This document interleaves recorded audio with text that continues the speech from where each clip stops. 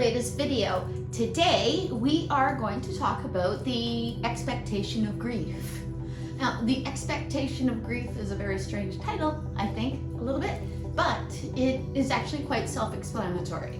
What we're going to talk about today is when we know we are going to be experiencing grief, when do we start? If you start too early, you might be actually feeling as though you're bringing about something that you just do not want to happen, or possibly the end of somebody's journey here on this plane. But how do you combat that? How do you make sense of that in your head? How do you look at the idea that quite possibly you could be losing someone you love and still be okay with that idea? Golly sakes, this isn't going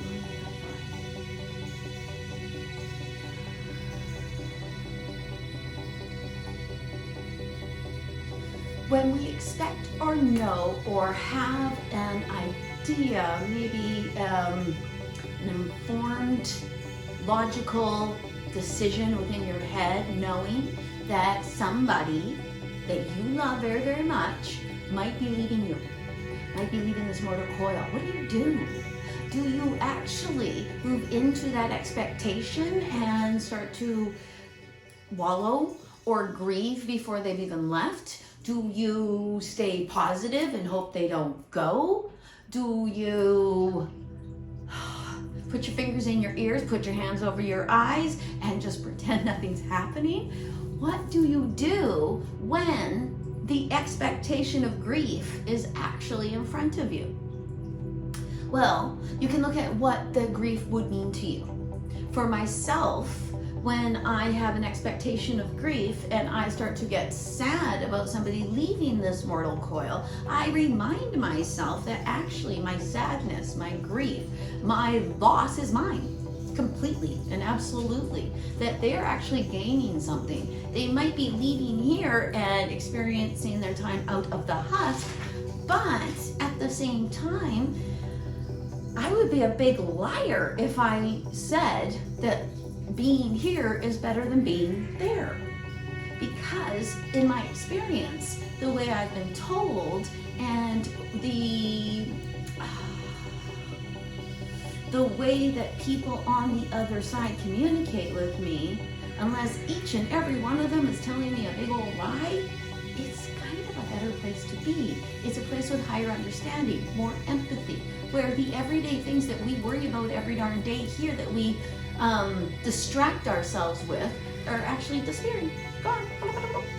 So one would think that if you know someone you love that is going to get to experience this, you would be actually happy for them. But that's not how we feel. We actually feel incredibly sad for us and incredibly sad for them. So very, very, very often when somebody crosses over, all we can think about is all the things they're going to miss now that they're gone. But that is entirely untrue. They actually see everything that is experienced by you if they're watching you, and most likely they are if you guys love each other.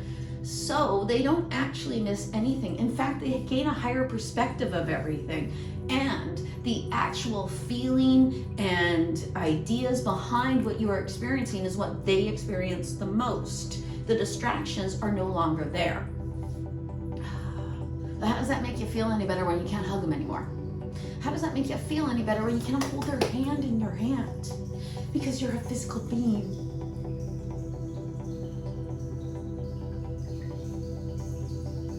I'm approaching grief now as an idea of almost selfishness. For me it is, really, because I know better. I know. And to wallow in grief over somebody actually getting to leave their husk is almost selfish of me. It is me worrying about how this is going to affect me.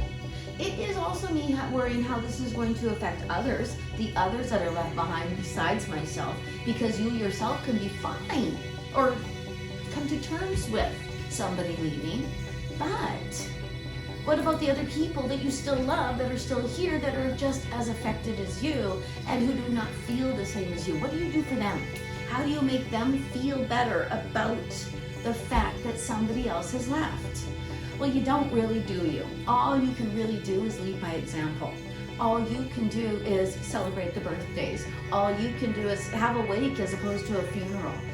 All you can do is decide within your heart and in your soul that everything is actually going to be okay, and then that person is still with us. They're still part of our pack. They just got to go to a party to get everything ready for us for when we go. That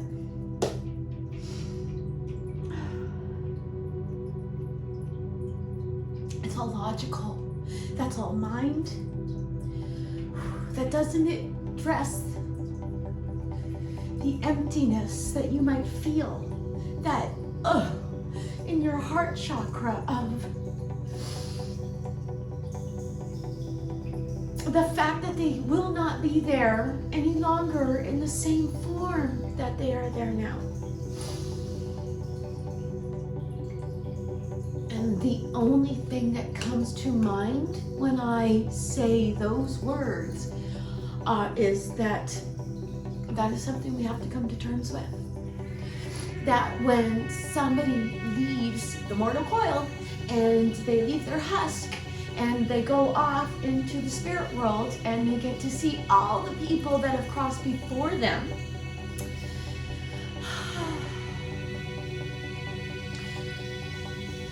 that your loss is genuine, your loss is real, and your loss is huge inside of you. And sometimes the only way to come to terms with the loss is to see the gain, or to see the perspective of somebody else, to walk a mile in their shoes.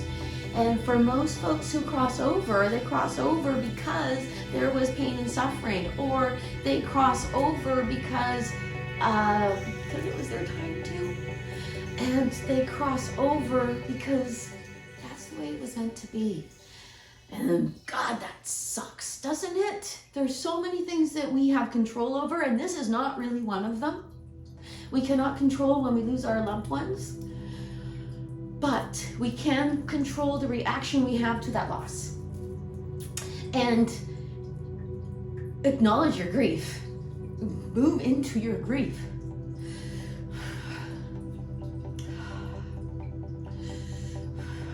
Allow yourself to cry, but at the same time, possibly think about who it is you're crying for, what it is you're crying over, and what in fact is making you cry. Because it's the loss, obviously, and it's the loss for you. So because it's the loss for you, because the feelings are all inside of you, you actually do have control of them. You don't have control over what's happened, but you do have control over the reaction you're having.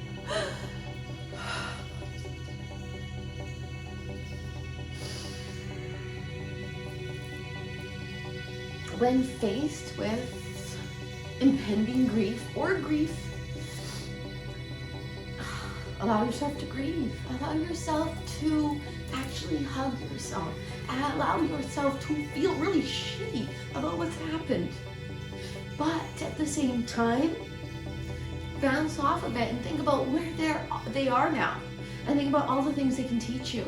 Think about all the things they can show you that are right there in front of them that you can't actually see because you're still alive.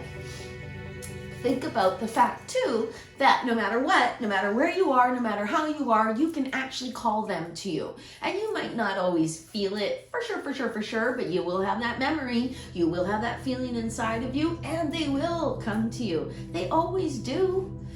They never ignore us. We are their TV, we are their movies, we actually are their entertainment. Besides the flying, they all talk about flying and bridge and golf and fishing. But that could just be a me thing. Thank you for watching this video. I hope that it helped you if you are facing impending grief, or if you are in grief, or if you have experienced grief. Who hasn't? I can be reached at trinityyogaandspiritualservices.com. trinityyogaandspiritualservices.com. I'm also on Instagram at Bobby Roundtree Born Medium, and I'm on Facebook at Bobby Roundtree Spiritual Medium. I hope you have a wonderful day.